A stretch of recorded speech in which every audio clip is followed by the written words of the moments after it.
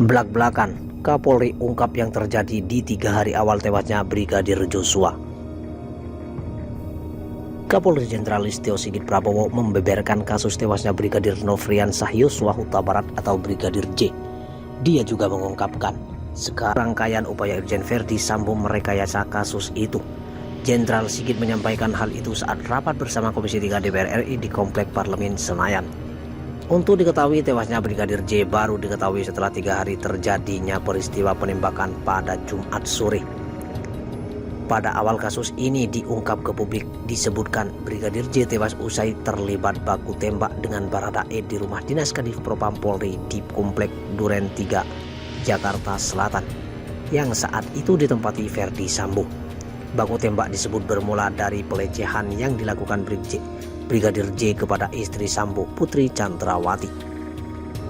Belakangan terungkap Brigadir J tewas ditembak dan peristiwa meninggalnya direkayasa Sambo. Usai Brigadir J tewas, Sambo menghubungi sejumlah pihak untuk datang ke tempat kejadian perkara atau TKP. Sambo juga melibatkan supirnya untuk menghubungi Kasat Reskrim Polres Jakarta Selatan yang saat itu dijabat AKBP Ridwan Reki Nelson Soplanet. Yang bersangkutan menghubungi beberapa orang, salah satunya Kasat Reskrim Polres Jakarta Selatan yang datang hadir pertama di TKP 17.30 waktu Indonesia Barat, kata Jenderal Sigit. Lalu pada saat pukul 17.47 waktu Indonesia Barat, personil Biro Provos Divpropam juga datang ke TKP setelah dihubungi Sambo. Sebelum olah TKP selesai, saksi-saksi yang ada di bawah di kantor Biro Paminal Divpropam Polri. Mereka ialah ajudan serta supir Sambo, yaitu Barada Rikat Eliezer RE atau E, Bribka Riki Rizal RR, dan Kuat Ma'ruf. Olah TKP di rumah dinas Kadif Propam selesai sekitar pukul 19.40 waktu Indonesia Barat. Setelah itu jenazah Brigadir J dibawa ke rumah sakit Polri untuk diotopsi. Di hari yang sama dibuat 2 laporan polisi ke Polres Jakarta Selatan. Dalam 2 laporan tersebut Brigadir J menjadi terlapor. Belakangan diketahui 2 LP itu sengaja dibuat untuk menghalangi penyidikan tewasnya Brigadir J. Kedua laporan tersebut ialah LPA nomor 368A 7/2022 SPKT Polres Metro Jakarta Selatan tanggal 8 Juli 2022 tentang tindak pidana dugaan percobaan pembunuhan terhadap Barada RE. Pelapor Bribtu Martin G atau anggota Polres Metro Jakarta Selatan, korban Barada Rikat Eliezer dengan terlapor Brigadir Joshua. LPB nomor 1637/2022 SPKT Polres Metro Jakarta Selatan Polda Metro Jaya tanggal 9 Juli 2022 tentang kejahatan terhadap kesopanan dan perbuatan memaksa seorang dengan kekerasan atau ancaman kekerasan dan atau kekerasan seksual di Duren 3. Pelapor dan korban Putri Chandrawati dengan terlapor Brigadir Joshua. 20 waktu Indonesia Barat, jenazah Brigadir J tiba di rumah sakit Polri.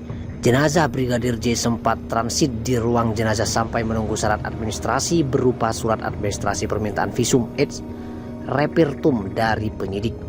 Visum dimulai pemeriksaan luar pukul 20.30 waktu Indonesia Barat, kemudian dilanjutkan dengan pemeriksaan dalam dan terakhir pada Sabtu 9 Juli sekitar pukul 02 waktu Indonesia Barat.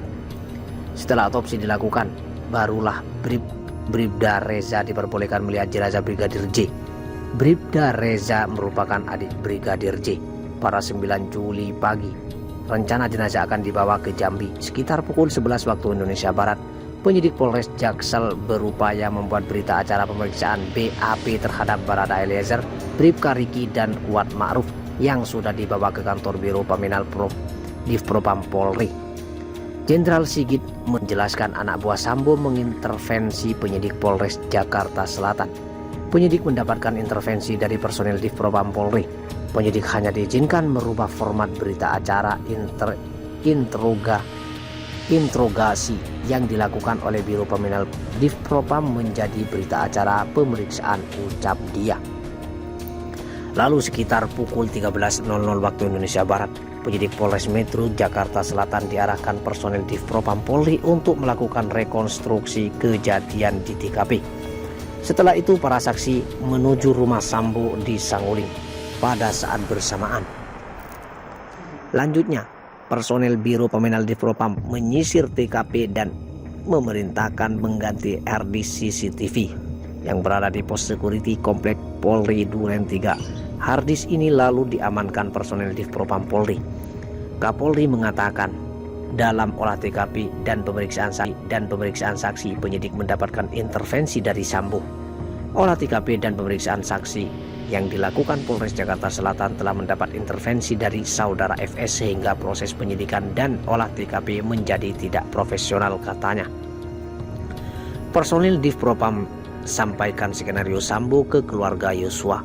Pihak keluarga sempat dilarang untuk membuka peti jenazah Brigadir Joshua dengan alasan tidak menjalani proses otopsi. Orang tua Brigadir Joshua tetap ingin membuka peti itu.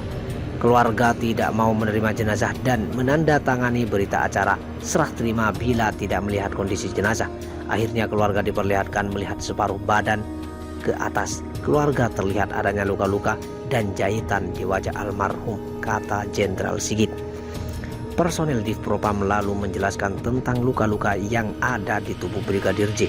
Eskaro Peminal Brigjen Hendra juga menjelaskan ke pihak keluarga Brigadir J dan meminta saat itu untuk tidak direkam dengan alasan terkait dengan masalah aib.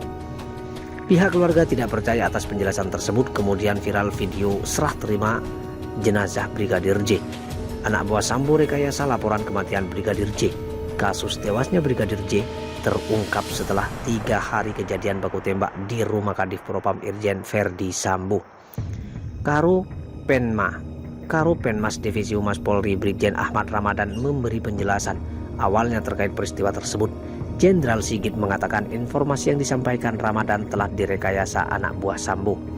Saat itu Karo Penmas terkesan tidak menguasai materi karena mendapatkan bahan informasi tidak utuh dan telah direkayasa oleh personil Divpropam Polri. Hal ini semakin membuat publik bertanya-tanya dan muncul banyak pemberitaan mengenai kejanggalan terhadap almarhum Joshua, ungkapnya. Pada Selasa, Kapolres Jaksel saat itu Kombes Budi Herdi Susianto menggelar konferensi pers terkait penanganan perkara. Namun yang disampaikan Budi juga informasi yang sudah diskenario Sambo. Saat itu dijelaskan kronologi kasus sesuai skenario Sambo bahwa terjadi pelecehan. Selain itu dia juga bicara soal baku tembak Brigadir J dan Baradae. Penjelasan Budi pun semakin menambah pertanyaan di publik. Kapolres juga menyampaikan hasil otopsi sementara. Saat itu disampaikan ada perkenaan 7 luka tembak masuk dan 6 luka tembak keluar.